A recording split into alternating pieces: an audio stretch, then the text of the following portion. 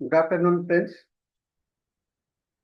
आज हम लोग रिपोर्टरी के क्लास में फिर इकट्ठे हुए हैं। सभी को मेरा मृदुल प्रणाम और आशीर्वाद। हम लोग बहुत बड़ी बड़ी रिपोर्टरी को देखते रहे हैं और कुछ दिनों से मैं आपको ध्यान आकर्षित कर रहा हूँ छोटी छोटी रिपोर्टरियों पर। पुराने हैं लेकिन महत्वपूर्ण है और कुछ न कुछ बातें उनमें रहती हैं। और इसी क्रम में आज का जो मैंने रिपोर्टरी पर देखा, तो एक बोरलैंड का निमोनिया पर रिपोर्टरी है। निमोनिया विषय बड़ा गंभीर है, खास करके आज के समय में, क्योंकि लंग्स से रिलेटेड और काफी इस तरह की बीमारियां लोगों के पास में आया करता है। तो आज आइए हम लोग बोरलैंड के इस रिपोर्टरी के माध्यम से अ, इस निमोनिया को भी समझेंगे और साथ में इस रिपोर्टरी के महत्व को भी जानने का कोशिश करेंगे। अ, ये बोरलैंड के निमोनिया में का आज हम लोग हिस्टोरिकल पर्सपेक्टिव में देखेंगे। फिलोसॉफी, स्ट्रक्चर, प्लान, यूटिलिटी को भी हम लोग इसमें देखेंगे। और इसके अध्ययन के लिए हमने यहाँ पर abstract, introduction, historical background, philosophical background behind the Borland के अप्रोच पे, इनका अप्रोच क्या है, फिर बोरलैंड निमोनिया का क्या ये स्ट्रक्चर है, प्लान और अरेंजमेंट कैसा है, इसका यूटिलिटी क्लिनिकल क्लिनिकल प्रैक्टिस में क्या है, इसको देखेंगे। और इसके लिमिटेशंस और क्रिटिकल एनालिसिस करेंगे। और वर्तमान युग में इसका क्या महत्व है, इसको भी जानेंगे। और इसके साथ में हम लोग कंक्लूड करेंगे। तो ये देखिए, हम लोग का ये जो बहुत गंभीर विषय है कि लंग्स अक्सर हम लोगों के लिए एक महत्वपूर्ण है, क्योंकि सबसे ज्यादा एक्सपोज्ड एरिया हम लोगों का लंग्स होता है और स्टोमक होता है। स्टोमक भोजन के माध्यम से और लंग्स वायु प्रदूषण इसके कारण होता है। इसके साथ साथ में बहुत सारे इन्फेक्शंस, बहुत सारे respiratory disorders, COPD, chronic obstructive pulmonary disorders, ये आपको सिंड्रोम के रूप में भी दिखाई पड़ रहा है और बड़ा जटिल है। तो इसको हम लोग आज देखने का कोशिश करेंगे। कहते हैं कि निमोनिया एक कॉमन कॉज ऑफ निमोनिया है, जिसका कि रिस्क जिसका कि रिस्क जो है सो डेथ में और ओल्डर एडल्ट्स में और बच्चों में भी पाया जाता है। अभी हाल में ही कोरोना आपको लंग से रिलेटेड जो प्रॉब्लम हम लोगों ने कोरोना में देखा था, वह भी इस विषय में जुड़ा हुआ है। निमोनिया एक clinically significant subject acute condition रहा है, जिसमें कि बहुत ज्यादा इसके लोगों में पूरे दुनिया में इसका मृत्यु दर है इसके साथ में।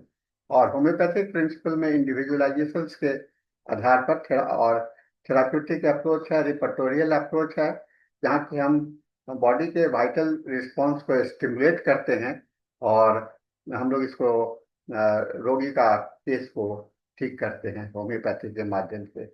और इस होम्योपैथिक लिटरेचर्स में डॉक्टर बोरलैंड का जो रिपर्टरी है बहुत ही महत्वपूर्ण है, क्योंकि इसमें क्लैरिटी, प्रैक्टिकल अप्रोच और क्लिनिकल प्रिसीजन के साथ में इसे दिखलाया गया है। Pneumonia is a disease that flies under the radar, not that public but the global health community में। केवल यहाँ नहीं, पूरे ग्लोबल कम्युनिटी में है। बच्चों, 5 साल के बच्चों के अंदर में, और एड्स से भी ज्यादा, मलेरिया से भी ज्यादा और मिजिल से भी ज्यादा ये कंबाइंड होता है। और इसके साथ ही ये बूढ़े लोगों में भी काफी महत्वपूर्ण होता है। इस लेक्चर के माध्यम से हम लोग हिस्टोरिकल बैकग्राउंड को देखेंगे। दो चीज को, डॉक्टर बोरलैंड का कंट्रीब्यूशन और डॉक्टर बील्स का उनका फिलोसॉफिकल अंडरपिनिंग, स्ट्रक्चर, प्लान और बोरलैंड अप्रोच टू निमोनिया को देखेंगे क्लिनिकल प्रैक्टिस में और उसकी सीमा क्या है।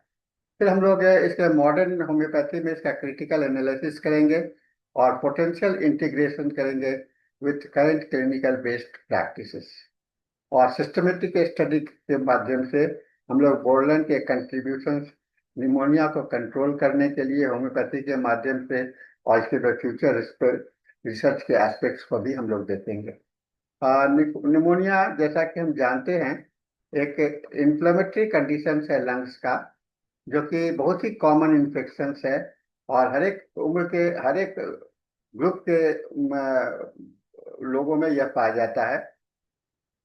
इसके जो प्रमुख लक्षण हम लोग देखते हैं वो होता है फीवर रहता है, बुखार रहता है, खांसी होती है, सांस लेने में दिक्कत होती है, छाती में दर्द होता है और पैथोलॉजिकल चेंजेस टिश्यू में भी हो जाते हैं। एलोपैथिक मेडिसिन केवल एंटीबैक्टीरियल और एंटीवायरल मैनेजमेंट में ही फोकस करता है, लेकिन होम्योपैथी अपने होलिस्टिक अप्रोच से एक इंडिविजुअलाइज्ड केयर देता है, जहाँ की केवल पैथोलॉजिकल मैनिफेस्टेशन नहीं, कॉन्स्टिट्यूशनल और माइमेटिक टेंडेंसी को दूर करने का कोशिश करता है। और होम्योपैथिक लिटरेचर में बहुत सारे स्टैलवर्ड्स हुए हैं जो कि निमोनिया के मैनेजमेंट के लिए काम किया है। इसमें डॉक्टर डॉगलस बोरलैंड का वर्क जो है निमोनिया का सबसे क्लासिक रहा है कई एक सदियों तक। इस रिपोर्टरी में एक गहराई के साथ में रेमेडीज को प्रेजेंट करने का कोशिश किया गया है और प्रैक्टिकल अप्रोच दिया गया है, क्लिनिकल अप्रोच। तो आज आइए हम लोग इसके origin, philosophy, structure and clinical applications Borland के रिपोर्टरी का जानने का कोशिश करेंगे और क्रिटिकल एनालिसिस हम लोग इसमें करेंगे इसके साथ में। आइए डॉक्टर बोरलैंड डॉगलस बोरलैंड के विषय में हम लोग थोड़ा सा जान लें। डॉगलस बोरलैंड 1885 से 1960 तक थे और ब्रिटिश होम्योपैथ थे। लंदन होम्योपैथिक हॉस्पिटल के एक फैकल्टी के रूप में थे और 20वीं सदी के एक बहुत ही माने जाने होम्योपैथिक चिकित्सक रहे हैं। वह उनका जो है एलोपैथिक मेडिसिन में इनका ट्रेनिंग हुआ था, लेकिन बाद में इन्होंने होम्योपैथी को अपनाया और इसके क्लिनिकल सक्सेस के कारण और क्रॉनिक एक्यूट डिजीज को देखे। और इनके राइटिंग्स में एक स्पष्टता है, सिंप्लिसिटी है और प्रैक्टिकल एप्लीकेशंस है, खास करके बेड साइड मेडिसिन के लिए, है ना। क्योंकि ये निमोनिया एक एक्यूट कंडीशन होता है, इसलिए बेड साइड प्रिस्क्राइबिंग बहुत ही महत्वपूर्ण होता है और यहाँ पर इस रिपोर्टरी का महत्व हम लोग देख सकते हैं।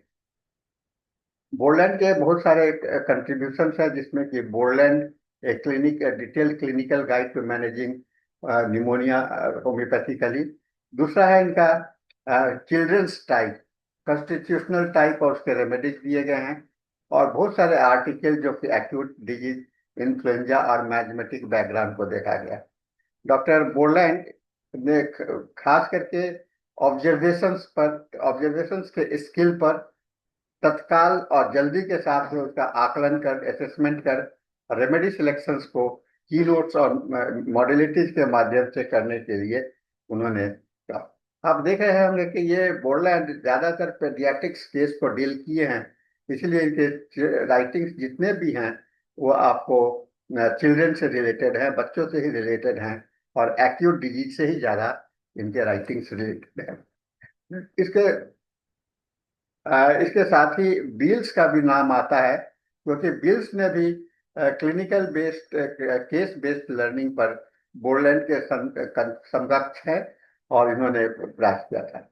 और इन्होंने डॉक्टर बील ने बोरलैंड के को स्वीकार किया था और इसको स्ट्रक्चर को सुधारने के लिए उन्होंने मदद किया था और दोनों मिल करके इसको एक सिंप्लीफाई करने का कोशिश किया। इसके philosophical essence individualisation is while recognizing common clinical groups of remedy was the central point for both of their work। दोनों को का था कि हमारा clinical grouping of the remedies निकल करके आए, इसका प्रयास उन्होंने किया है। और इसका हिस्टोरिकल बैकग्राउंड है, इसका ट्रीटमेंट ऑफ निमोनिया जो कि होम्योपैथी के हेनिमन की एरा में था, वह हमेशा सिम्टम्स टोटलिटी और मैथमेटिक कंसिडरेशन पर रहा। और हनीमैन ने भी जो दवा यूज किया है वह ब्रानिया, फास्फोरस सल्फर, निमोनिया के केस में किया है। लेकिन बाद में उन्होंने एपिडेमिक स्ट्रक्चर ऑब्जर्वेशन भी किया और इस रेमेडी के चॉइस को बढ़ाया है। और बोरलैंड के ऑब्जर्वेशन से हम लोग इस रोग में हम लोग rapid emergency remedy selection emergency emergency के समय में कितना जल्दी जल्दी हम लोग दवा चुनाव कर लें इस पर है। फिर डिफरेंट मेडिसिन को डिफ्रेंशिएट करने हुए स्टेजेज ऑफ पैथोलॉजी पर इसको करें। और यूजिंग की नोट्स विदाउट लूजिंग इंडिविजुअलाइजेशन। की नोट्स का इस्तेमाल देखिए, अक्सर हम लोग की नोट्स की बात किया करते हैं, लेकिन की नोट्स को इस्तेमाल करते समय में इस बात का हम लोग को ध्यान में रखना चाहिए कि उसका इंडिविजुअलाइजेशन व्यक्ति का नहीं हो। और की नोट प्रिस्क्राइबिंग तभी सफल होता है जबकि हम लोग इंडिविजुअलाइजेशन को भी साथ में उसके व्यक्तित्व को देखते हैं। और ये प्रैक्टिकल एप्लीकेशंस का एक्यूट सेटिंग में हम लोगों को मदद करेगा। केवल निमोनिया ही नहीं, आप और भी एक्यूट केस को जानने के लिए आपको इसमें महत्वपूर्ण इसके माध्यम से एक रास्ता दिखलाई पड़ेगा निमोनिया के माध्यम से। और बोरलैंड का वर्क जो है तो हेनिमेनियन प्रिंसिपल पर है, दोनों सिमिलिया पर और इंडिविजुअलाइजेशन पर। लेकिन ये सबसे ज्यादा इनका जो रहा है वह आपको एक्यूट इमरजेंसी में है। और कहा कि central role of the symptoms, कहा कि कैरेक्टरिस्टिक सिम्टम्स जो कि है कि हर एक पेशेंट में आपको दिखलाई पड़ेगा, है ना। कहा कि ही believe that even in pneumonia individual reaction determines the selection.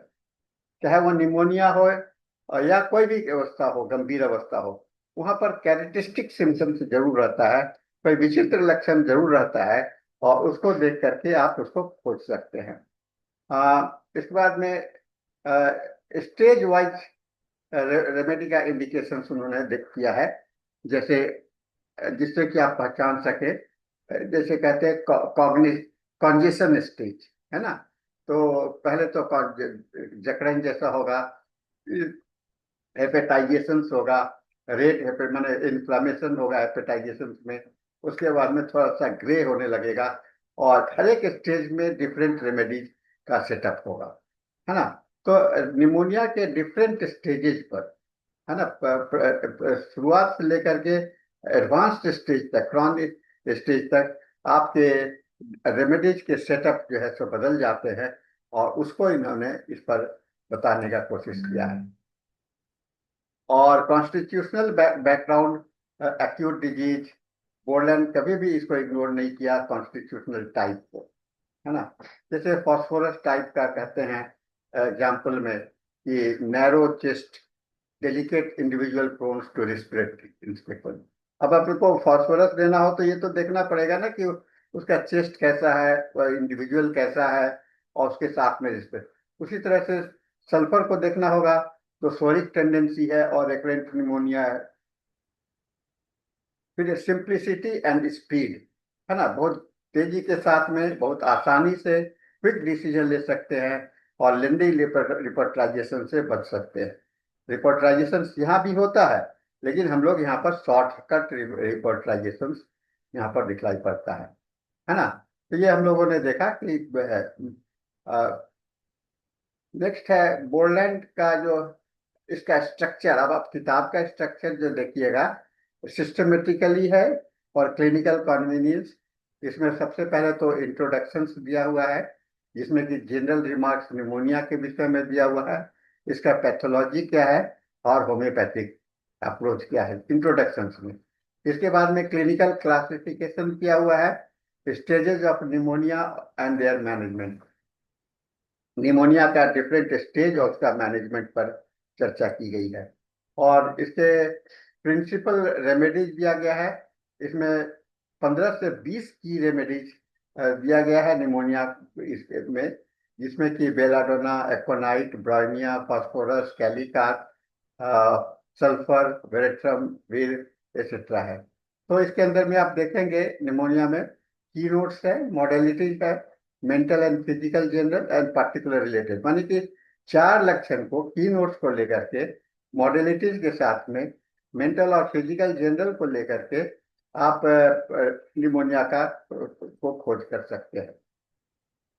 फिर इसमें कुछ कंपैरेटिव स्टडी करने के लिए डिफरेंशिएट के दवा का डिफरेंशिएट करने का सिमिलर जो एक दूसरे से मिलते जुलते हैं उसको इसमें दिया हुआ है। और फिर बोर्डलैंड का अरेंजमेंट जो है तो स्टेप वाइज है, जैसा मैंने बताया।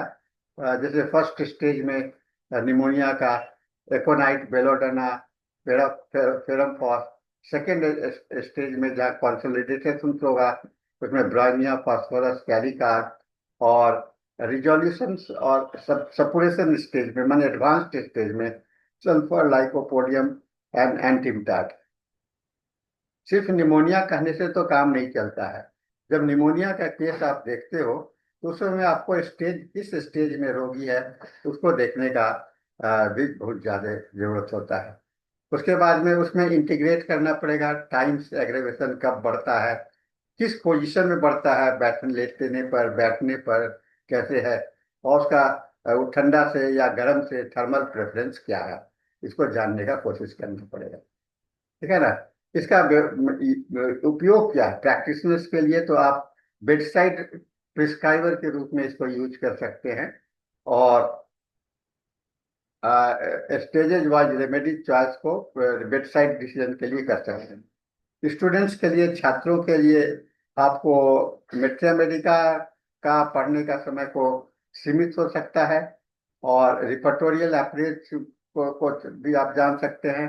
और प्रैक्टिकल अप्रोच टू होम्योपैथी जो है सो आपको मिल जाएगा। आपको थ्योरेटिकल ज्यादा बोझ नहीं मिलेगा, आपको प्रैक्टिकल अप्रोच के माध्यम से आप सीख सकेंगे।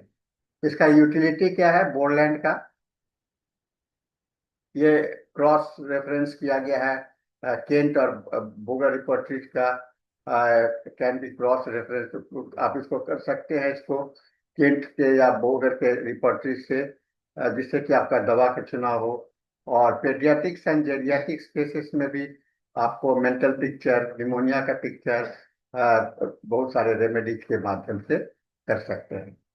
इसका सीमा क्या है, बहुत अच्छा तो है, लेकिन इसमें रिपर्टोरियल इंटीग्रेशंस बहुत ही कम है, क्योंकि इसमें रिपर्टराइजेशंस को मिनिमाइज करने का कोशिश किया गया है, खास करके मैकेनिकल प्रिस्क्राइबिंग के लिए। इसलिए इस पर बहुत ज्यादा रिपर्टोरियल पर व्यवस्था नहीं किया गया।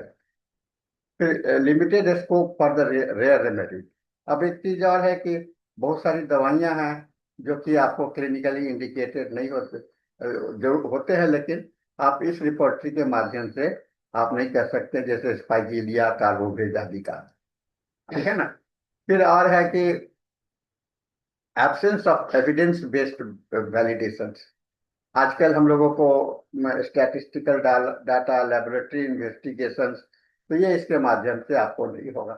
फिर एंटीबायोटिक एरा का जो चैलेंजेज है ये आपको इस रिपोर्टरी के माध्यम से नहीं दिखाई पड़ेगा।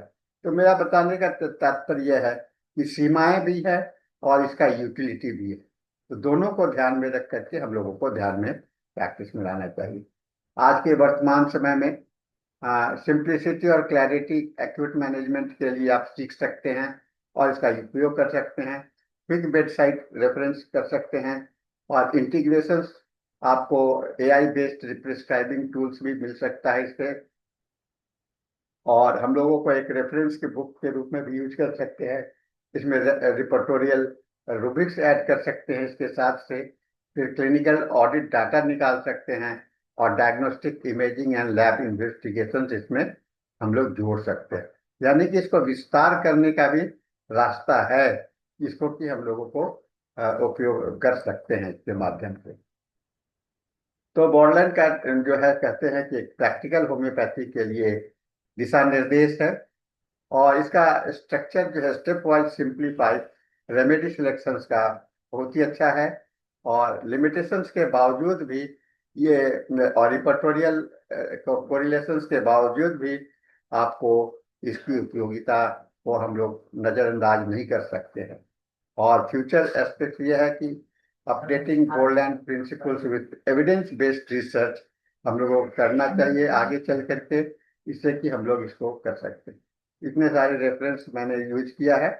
तो कहते हैं कि सभी बच्चों के लिए और निमोनिया के लिए और फिजिशियंस के हेल्थ के लिए, बच्चों के हेल्थ के लिए, सभी के लिए एक